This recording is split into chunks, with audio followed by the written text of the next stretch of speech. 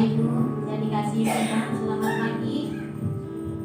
Selamat diberkati oleh puji-pujian kita pada pagi hari ini. Kita bangkit berdiri, kita mau angkat pujian kita sebagai rasa syukur kita kepada Tuhan karena kebaikan Tuhan dan kasih karunia kita kepada Tuhan. Kita angkat pujian.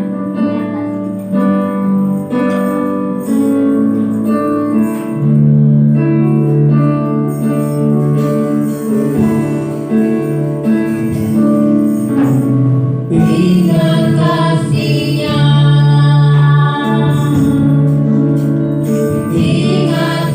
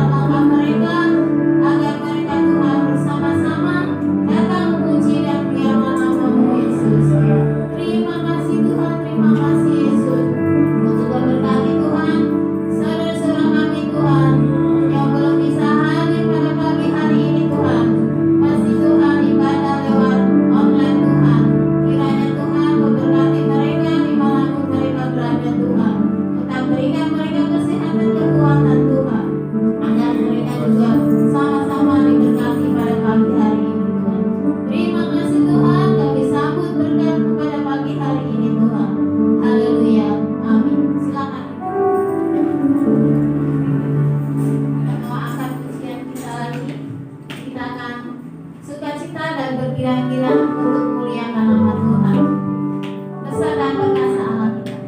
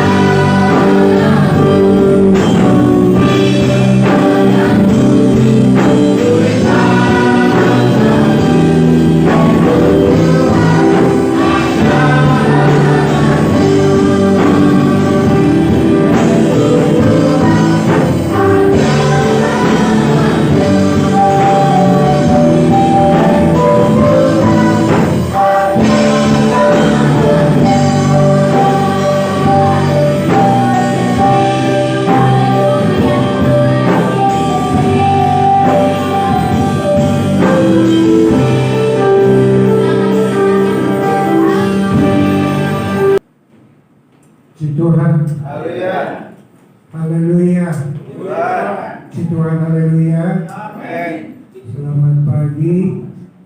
Selamat kita bertemu kembali lagi dalam kasih Tuhan kita Yesus Kristus. Selamat kita beribadah, sudah memuji nama Tuhan, mengagungkan Tuhan, dan kita akan sama-sama belajar kebenaran firman Tuhan untuk membawa kita makin mengerti firman Tuhan, mengerti rencana Tuhan, kehendak Tuhan dalam hidup kita, untuk menyambut perjamuan Tuhan yang kudus. Tadi kita di dalam doa, harapan kita supaya kita diberi kuasa, dan dengan kuasa itu dapat memampukan kita untuk melewati segala tantangan, dan dengan kuasa itu membuat kita makin kuat di dalam Tuhan, makin kuat di dalam Tuhan sampai langkah terakhir kita. Dengan doa itu kita buka Alkitab kita masing-masing dalam kitab Efesus pasal yang ke-5.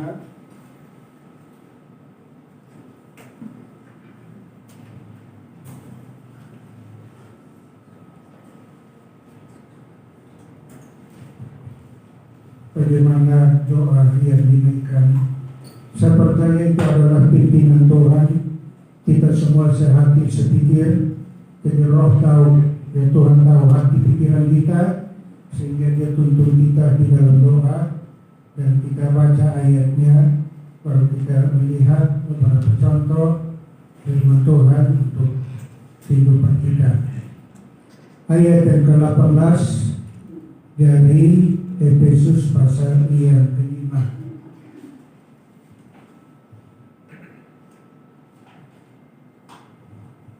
Kita sama-sama bacanya. 1, 2, 3. Dan janganlah kamu mabuk oleh anggur, karena anggur menimbulkan hawa nafsu, tetapi hendaklah kamu penuh dengan Roh Kudus.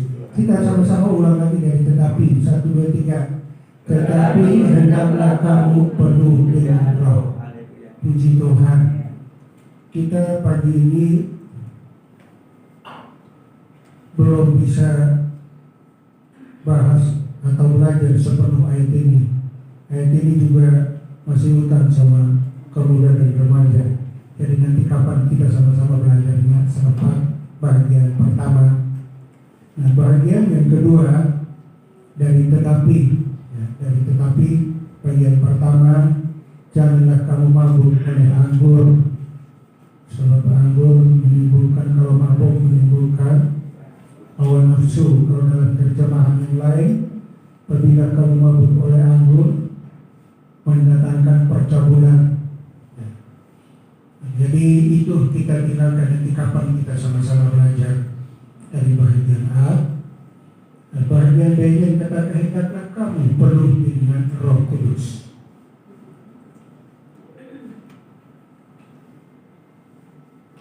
Jadi kita diingatkan dan diminta supaya penuh dengan Roh Kudus. Jadi pagi ini kita masih ada di dalam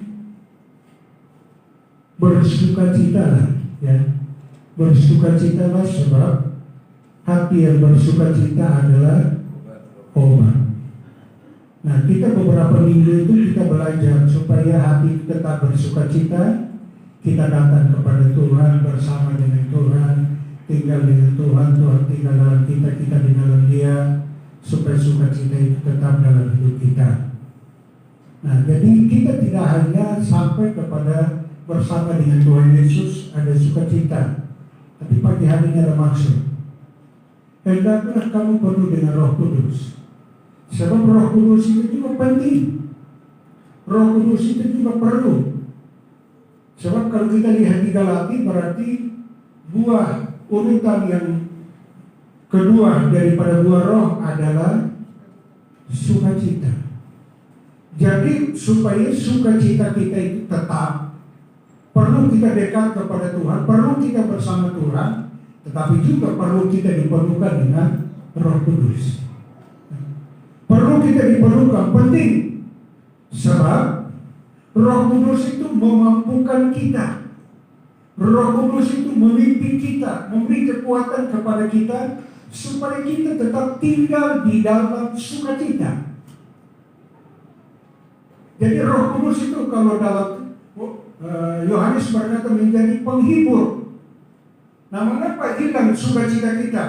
Karena kesusahan, karena penderitaan, karena kegelisahan, karena ketakutan, karena kebimbangan, sehingga membuat sukacita itu tergeser. Tapi supaya sukacita kita itu tidak tergeser, bukan hanya bersama Tuhan, tetapi juga harus dipenuhkan dengan Roh Kudus. Nah, ini misalnya kayaknya minggu kemarin selesai kebaktian, mereka sudah berusaha untuk membuat slide-nya bagus, tetapi rupanya masih kurang tepat, jadi kita belum bisa mengikuti. Atau bisa mengikuti nggak? Ya,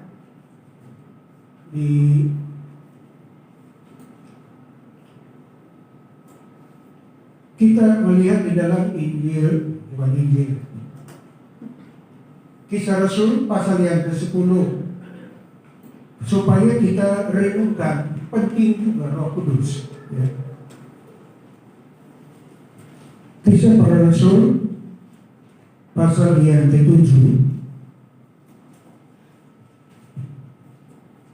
Nanti saudara sampai di rumah membaca keseluruhan perikop itu, yaitu ayat yang ke-54 sampai 60.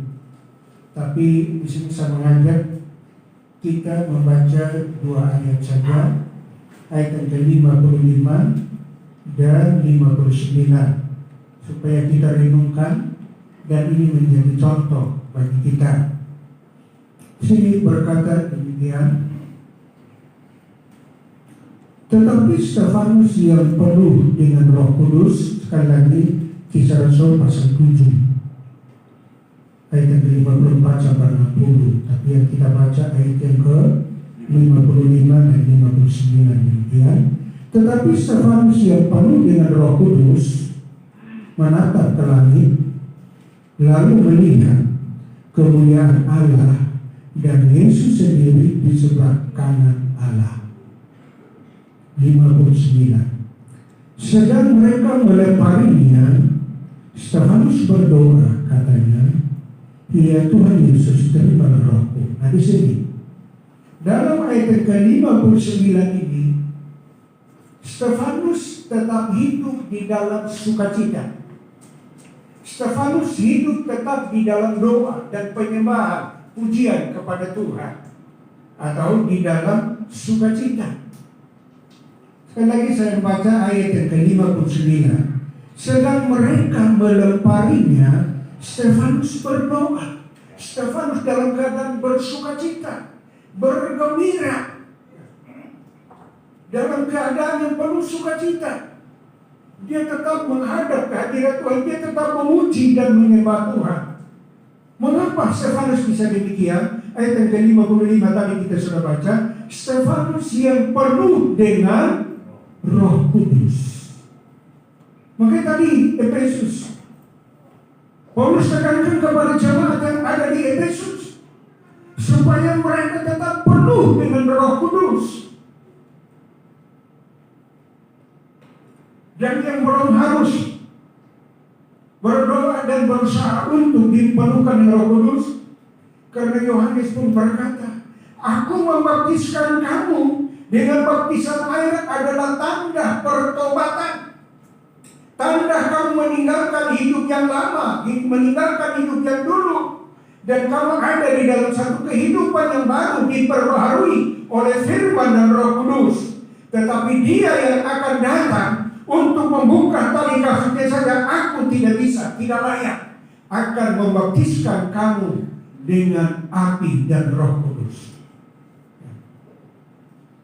Jadi yang membaptiskan kita dengan Roh Kudus, yang memberi kita Roh Kudus, yang memenuhi kita dengan Roh Kudus adalah Yesus sendiri. Karena Yesus tahu kemampuan kita di saat kita menghadapi tantangan, saat kita menghadapi kesulitan, saat kita menghadapi kesukaran, saat kita menghadapi keletihan, kelesuhan itu. Nah di sini Tuhan tahu kemampuan Stefanus. Firman Tuhan katakan Stefanus sekeluarga mereka menghadapi tantangan, mereka menghadapi ujian, tetapi mereka di sini firman Tuhan katakan Stefanus dipenuhkan dengan roh, sehingga saat dia dilempar, saat dia dianiaya, saat dia disiksa, dia tetap bersukacita di dalam Tuhan. Dia tetap ada dalam pujian dan penyembahan kepada Tuhan. Dia tetap ada di dalam doa dan ucapan syukur kepada Tuhan. Nah ini saudara, kita tidak lebih daripada Stefanus. Dalam kehidupan kita menghadapi tantangan, ujian, badai dan gelombang. Kalau saya baca dalam Alkitab, kita diperhadapkan dengan 3 masa. Masa yang lalu adalah masa zaman Nuh, dan masa pertengahan adalah masa zaman nabi-nabi. Zaman Nuh adalah hidup dalam pesta pora, kawin, mengawinkan, tidak peduli dengan Tuhan, tetapi Nuh keluarga dengan tuntunan Roh Kudus sehingga mereka tetap peduli kepada Tuhan. Masa zaman nabi-nabi pertengahan, mereka umat Tuhan diberkati dengan luar biasa, dan dengan berkat luar biasa mereka terima. Mereka membuat patung emas, mereka menyembah berhala, tidak pedulikan Tuhan. Dan masa yang ketiga adalah masa zaman rasul-rasul dan masa zaman Yesus. Firman Tuhan katakan manusia akan mementingkan diri, sehingga tidak peduli juga dengan Tuhan, tidak peduli juga dengan orang lain. Tetapi saya dan saudara hidup di zaman akhir ini, kita tidak akan ada di dalam golongan itu, karena kita dipenuhkan dengan Roh Kudus, kita dipimpin oleh Roh Kudus, sehingga kita dipimpin dalam buah Roh Kudus itu, sehingga membuat hidup kita boleh makin menyenangkan Tuhan. Nah seperti Stefanus, dia hidup dalam keadaan zaman rasul-rasul ini, tetapi hidup dia tetap menyenangkan Tuhan. Dia tetap memuji dan menyembah Tuhan karena dipimpin oleh Roh Kudus. Maka saya dan saudara hari-hari ini kita sangat penting, sangat perlu Roh Kudus itu. Amin. Kita perlu Roh Kudus. Maka marilah supaya ini saudara, karena kita masih dalam suasana corona, jadi ya kita mengatur bagaimana supaya semuanya bisa dapat 1 jam paling lebih 1 jam lebih sedikit. Nah jadi di sini kita diingatkan sebagai gereja Tuhan. Nanti kita teruskan terlalu panjang, saudara. Jadi itu ditinggal aja. Nanti teruskan terus kepada gereja yang disempurnakan. Jadi Roh Kudus memampukan kita bertahan di dalam penderitaan, bertahan di dalam aniaya, bertahan di dalam kesulitan, kesukaran. Apapun yang datang, kita tetap setia memuji dan menyembah Tuhan. Amin. Dan ini perlu Roh Kudus menjadi penolong bagi kita. Nah, lalu tadi saya katakan kita tidak bisa teruskan sampai kepada gereja disempurnakan. Kita melihat satu lagi di dalam Lukas pasal yang kedua. Nanti dari situ kita nyambung ke perjamuan untuk kita menikmati perjamuan. Lukas pasal yang kedua. Oh ini bacaannya panjang. Tadi yang kedua ya.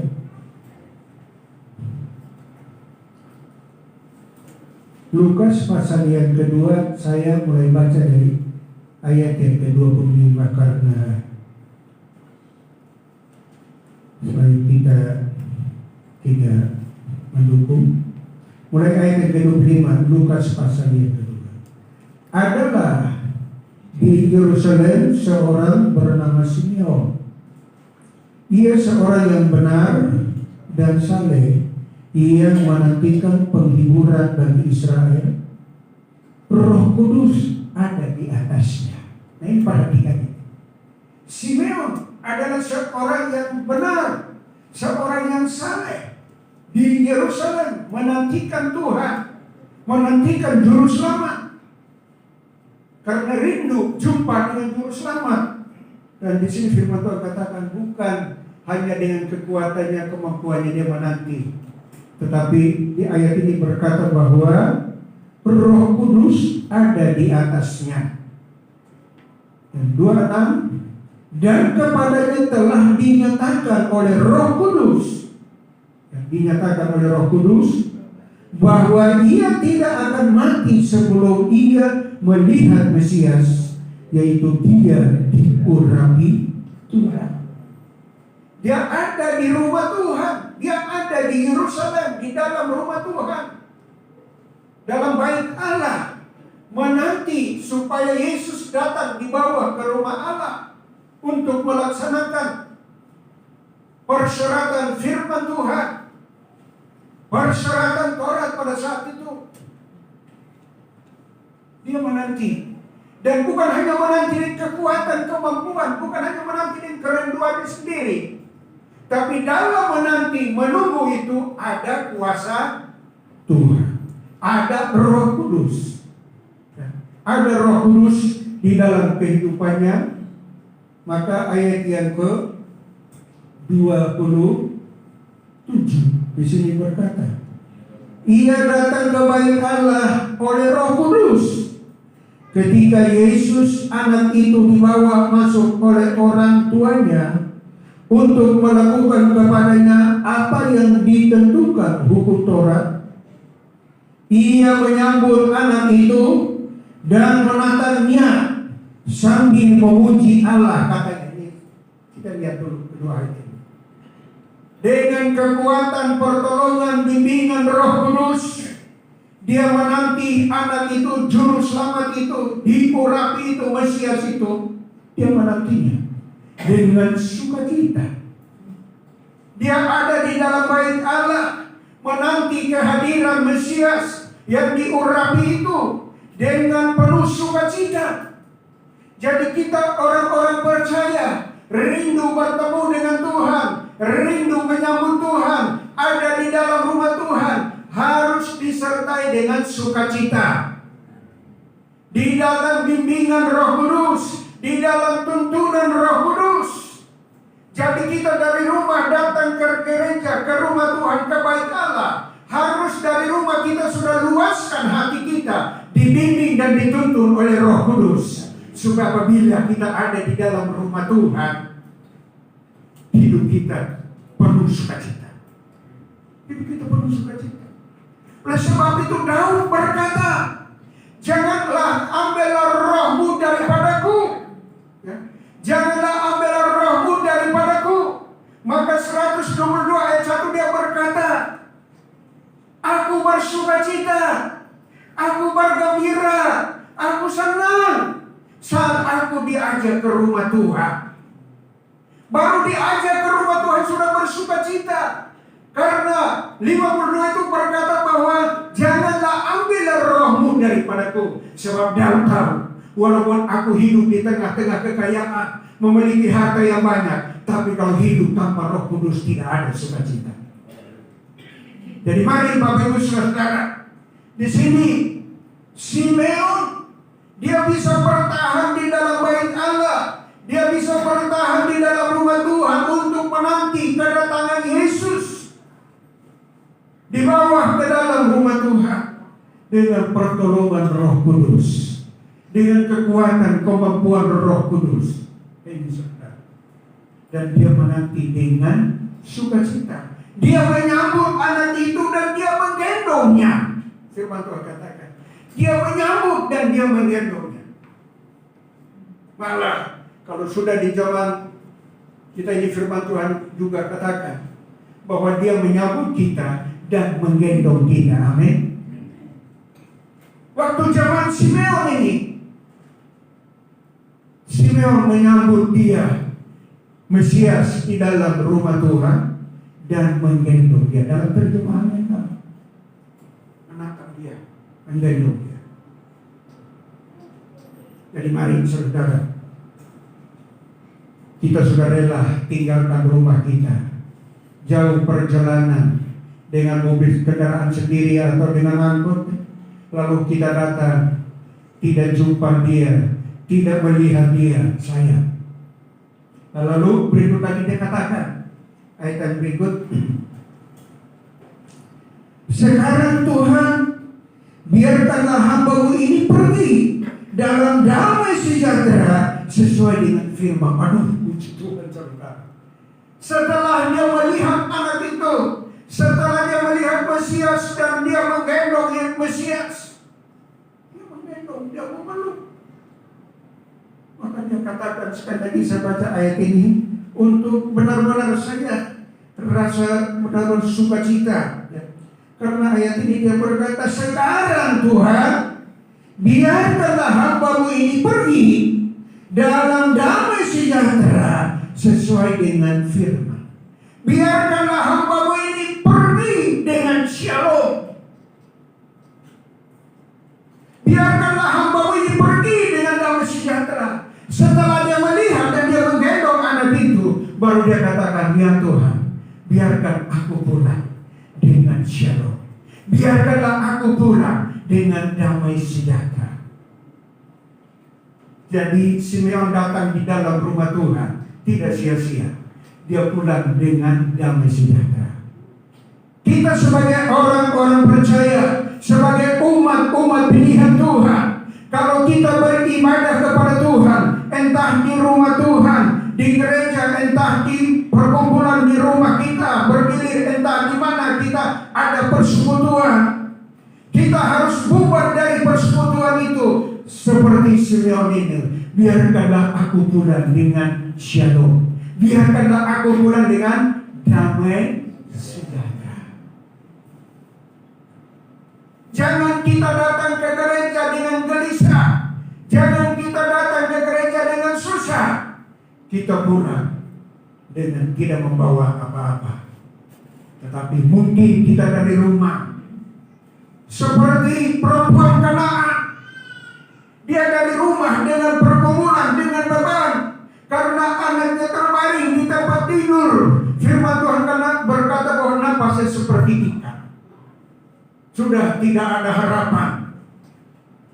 Tetapi dia datang yang penuh keyakinan dengan bimbingan tuntunan Roh Kudus, sehingga walaupun sebelum ayat ke-28 Yesus berkata, pergilah, jadilah seperti imanmu, maka saat itu anaknya pun disembuhkan oleh Tuhan, ada di rumahnya. Tetapi dia datang, walaupun tadi ini dia datang dengan segala beban, dengan segala pergumulan, dengan segala masalah, dia datang memuji, menyembah Tuhan, mengagungkan Tuhan. Walaupun di bagian ayat yang lagi berkata bahwa tidak patut roti yang disiapkan untuk umatku diberikan kepada anjing. Tapi dia berkata, benar Tuhan, anjing itu makan remah-remah yang jatuh dari meja. Tetapi aku tetap berseru, ya Yesus anak Daud, kasihanilah aku. Dia datang dengan benar-benar dengan iman, dengan penuh keyakinan bahwa pasti kalau aku jumpa dengan Yesus, pasti aku ditolong. Pasti. Sama dengan Simeon. Jikalau aku jumpa dengan Yesus, dengan Mesias yang diurapi itu, maka pasti aku pulang dengan damai sejahtera.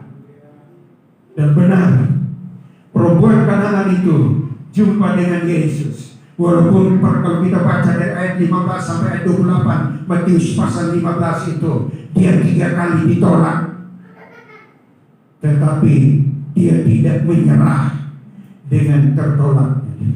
Tidak menyerah, dia tetap dengan sukacita berseru. Sama dengan Simeon, walaupun Mesias itu belum diantar, belum datang, tetapi dengan tuntunan Roh Kudus dia tetap menanti dan tetap menanti.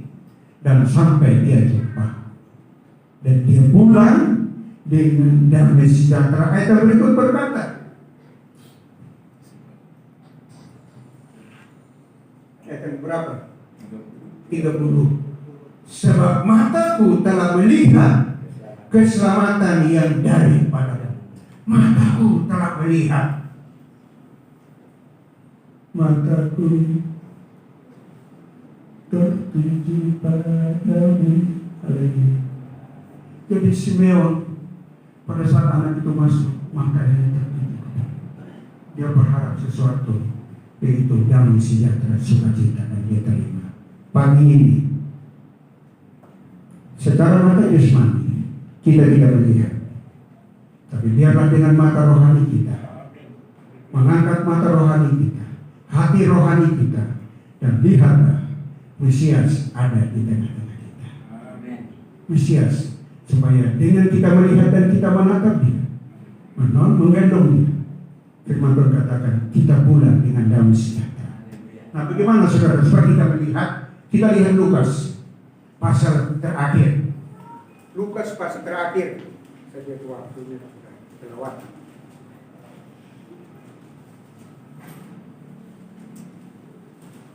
Lukas pasal terakhir, pasal berapa itu? 24.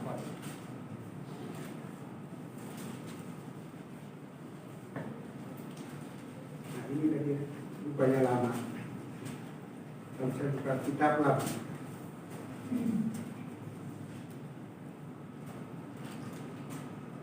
Ayat yang ke-30 dan 31. Untuk melihat, sebab Simeon berkata, aku sudah melihat dia waktu ia duduk makan, maksudnya Yesus, ya, semuanya bacaannya. Waktu ia duduk makan dengan mereka, dengan murid-murid, ia mengambil roti, mengucap berkat, lalu memecahkannya dan memberikannya kepada mereka. Ketika itu terbukalah mata mereka dan mereka pun mengenal dia, tetapi dia lenyap dari tengah-tengah mereka. Nah, di sini kita perhatikan, setelah Yesus bangkit, murid-murid sudah berkumpul bersama dengan dia, tapi belum mengenal. Ya. Lucu juga, sudah berkumpul bersama dengan dia, belum melihat dia, belum mengenal dia persis. Tetapi supaya mereka mengenal dia dan melihat dia dengan jelas bahwa dia adalah Mesias, dia adalah Yesus Kristus. Walaupun dia mati, tapi dia sudah bangkit dari kematian, dan dia benar adalah Tuhan dan Juru Selamat kita. Nah, bagaimana supaya Tuhan pasti berpikir, bagaimana supaya mereka itu melihat aku dengan sebenarnya, bagaimana supaya mereka boleh mengerti siapakah aku ini. Maka Yesus memecahkan roti dan memberi mereka makan. Setelah mereka makan roti itu, baru mata hati mereka terbuka dengan jelas. Oh, ini dia Mesias. Nah, roti itu Korintus maupun Yohanes sudah berkata. Korintus berkata bahwa mereka semua makan makanan yang sama di perjalanan, minum minuman yang sama, yaitu di perjalanan. Yaitu dari batu, minuman dari batu itu, dan roti yang mana turun dari surga, yaitu Yesus Kristus. Jadi setelah murid-murid makan dari roti yang Tuhan berikan kepada mereka, sekali lagi mata hati mereka terbuka dengan jelas, sehingga mereka memandang bahwa dia adalah Mesias, Juru Selamat kita. Tuhan menghilang dari tengah-tengah mereka. Ini mereka sudah mengenal. Jadi makanan ini, perjamuan ini, roti dan anggur ini juga penting juga bagi kita. Sebab kalau Tuhan sudah memberkati roti dan anggur ini, Tuhan sudah memberkati perjamuan Tuhan yang kudus ini, Tuhan sudah tumpahkan tangan atasnya dan sudah ubahkan roti ini menjadi dagingnya sepotong dan air anggur ini menjadi darah setetesnya dia, darah dia setetes, maka daging dan darahnya kita nikmati dapat membawa perubahan dalam hidup kita. Membawa perubahan, yang sakit bisa disembuhkan, yang lemah bisa dikuatkan, yang mata rohani yang masih kurang terbuka dibukakan. Sesuai dengan firman Tuhan. Pagi hari ini terima perjamuan dengan iman. Terima perjamuan dengan tuntunan Roh Kudus, bimbingan Roh Kudus. Jangan hanya kebiasaan minggu pertama atau minggu kedua atau tiap bulan kita menikmati makan perjamuan Tuhan yang kudus. Tetapi kita harus merenungkan firman Tuhan. Setelah murid-murid makan perjamuan Tuhan yang kudus, baru mata mereka terbuka. Oh, ini dia Mesias Juru Selamat kita. Inilah dia Tuhan yang dapat menyelamatkan kita. Dan Bapak Ibu Saudara, perjamuan Tuhan, kita makan dan minum, menikmati, renungkan pengorbanan Tuhan, renungkan kasih Tuhan, renungkan kemurahan, kebaikan Tuhan dalam hidup saya dan saudara. Supaya jangan sampai kita seperti murid-murid, sebelum mereka makan roti dan anggur itu, mereka tidak mengenal siapa Yesus. Mata mereka tidak melihat dengan jelas. Jadi kalau pakai bahasa saya, sebelum makan roti masih ada ketara. Kalau ketara kan lihatnya nggak jelas. Saya sudah 2 minggu yang lalu divonis sama tukang kacamata bahwa mata kanan saya ada ketara. Jadi mesti pakai kacamata untuk lihat jauh. Ya, puji Tuhan. Nah, lihat begini, saudara semua bisa jelas. Jadi murid-murid ada katarak hati, sehingga tidak jelas melihat Yesus. Tetapi setelah makan roti singkirkan katarak. Roti jadi tukang operasi katarak hati. Jadi jangan membiarkan hati kita ada katarak, supaya kita melihat Yesus dengan jelas. Amin. Sehingga dimanapun kita berdoa, dimanapun kita berpuasa, dimanapun kita beribadah, pulang dengan damai sejahtera. Karena kita melihat jelas Tuhan Yesus. Mari berdiri karena waktu.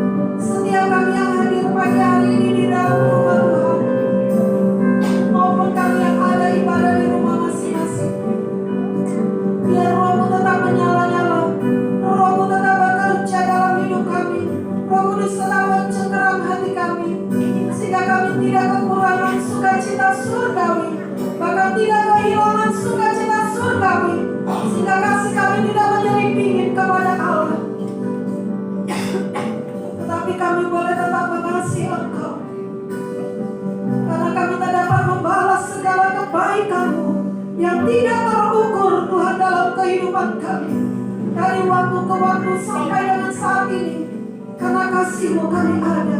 Karena kasih-Mu kami masih bernafas. Karena kasih-Mu kami dalam perlindungan Allah. Karena kasih-Mu ya Tuhan kami masih dapat menikmati berkat-berkat-Mu. Karena kasih-Mu Tuhan kami masih dapat menikmati yang terbaik daripada Tuhan. Terima kasih Tuhan, terima kasih Tuhan. Terima kasih Tuhan pagi hari ini.